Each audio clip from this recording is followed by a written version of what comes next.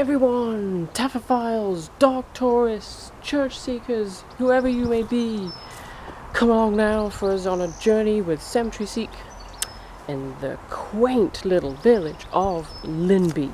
I don't think I've ever been to such a pretty village in all my life. It did actually win the prettiest village in the whole of Nottingham once upon a time.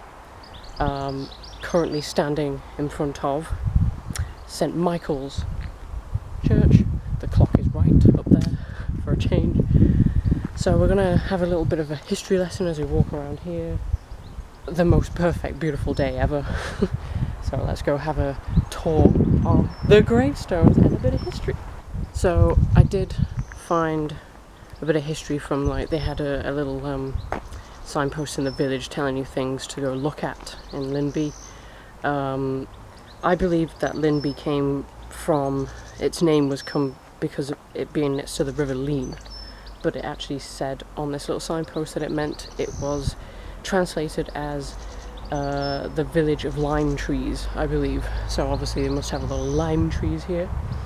But a little bit of history about the local legends and whatnots. So local legend does claim that the pancake was invented in Linby as the women of the village celebrated their defeat of the Danish invaders that came to the town back in the day. So I might have to find somewhere and have a literal pancake. There is a tea house here, so who knows, maybe they sell the legendary pancake. A beautiful area, and the tower here is amazing. It's not open, obviously. Apparently on the first Sunday of every month, they have apparently the smallest in the UK tourism centre that opens on the first Sunday of every month, but their buses don't run on Sundays, so that doesn't really work out, but alas. There are two crosses in Linby, the top and the bottom cross, which mark the Linby docks. They've spent some time doing them up and making them as beautiful as they are. We'll go and look at them after we've had a nosy around the gravestones.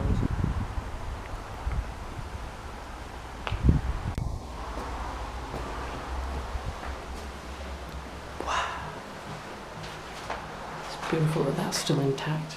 And I'm loving this little window here. I did actually find out about something called a squint recently, which is a type of window that is narrow and sees through into the church, and it was used for people that were either hermits or people that didn't want to come to mass. A lot of the time people like lepers used a squint, and that really does look like one, actually. Whether or not it is, maybe my viewers can tell me. What do you think? It's very narrow, and that you could look through it.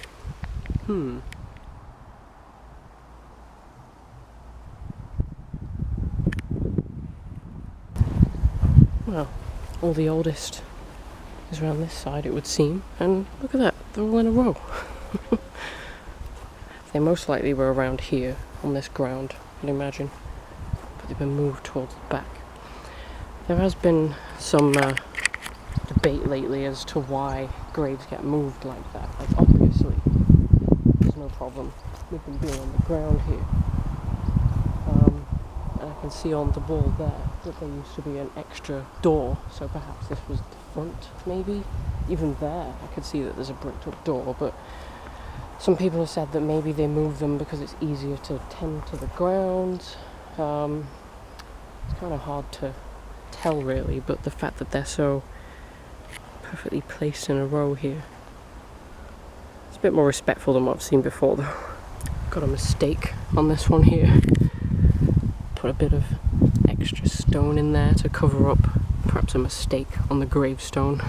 Not everybody gets it right perfectly. This one of John Wood has been held up by another gravestone with a screw in the back of it. I guess it stops it from falling over. Oh, would you look at this adorable little gate? Does it open? Yes, let's have a look from the other side, because then it does prove to my suspicions that this was the front. How adorable. So yeah, this probably was the main entrance, I'd imagine. A lot of erosion going on here. Bubbly that is. Kind of freaky at the same time. I wish I could know date of these ones, but they've all got that old font from like 1600s. Really struggling to see any dates. Here's another one here that is totally in the same vein. So they start at the top saying, "Here lieth the body," so it's on the next line, of I think it says little, I really can't make it out, something Clarkson, who departed this life in 1699, so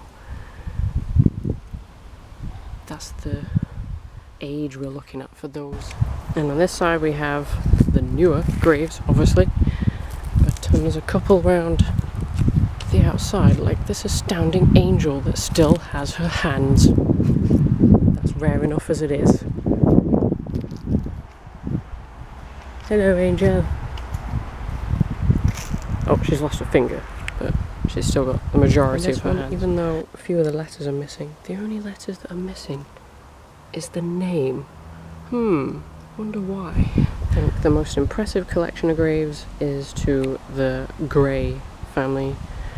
Kind of like little sofas. This one actually says that they died in Switzerland, and the other two here. So it's in 1928, could be war related, but I like the way they're all set together. I think this shows, there's me, hello, what a nice village it is, because none of the lead windows are covered up. They'll always be covered up in usual places. A little sneak inside. Can't see much, but there you go, as close as we're gonna get. Okay, so with that, that's a view of all the gravestones, and obviously the mock church. I'm not even gonna bother trying it. There's no point. I'm gonna show you now the Lynnby docks, which are just 5 minutes walk from here, and rounded up with the top and bottom cross that are either ends of. Okay, so coming directly from the church down the same road, here we have the first cross. So I'm going to check to see which is the top and which is the bottom cross, see if it says on here. Top cross, there we go. Apparently repairs in 1980 revealed the original structure, which had been surrounded by the present stonework. So this is top cross. Let's go find the bottom cross. And in between, here we have the docks.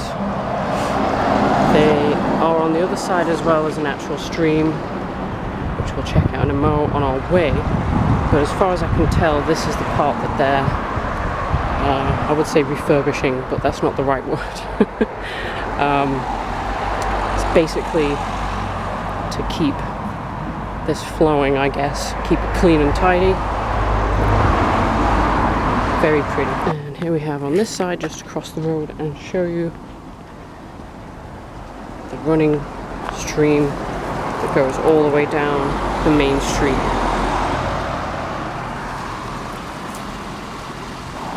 And to round it all off, here we have the bottom cross. So the purpose of the two crosses was to mark the entrance to Sherwood Forest. So imagine maybe a lot of the trees around here used to be Sherwood Forest trees. So underneath this cross, there we go, we have a water running through, and on the top, very ornate cross. So, everybody, I hope you have enjoyed this trip around Linby. Please do come visit. It's a very small village with just over 200 people living here. Beautiful area. I'm going to go and check out the farm shops now, get me some local honey. But till next time, toodle pip everybody. See you on the next Cemetery Seek.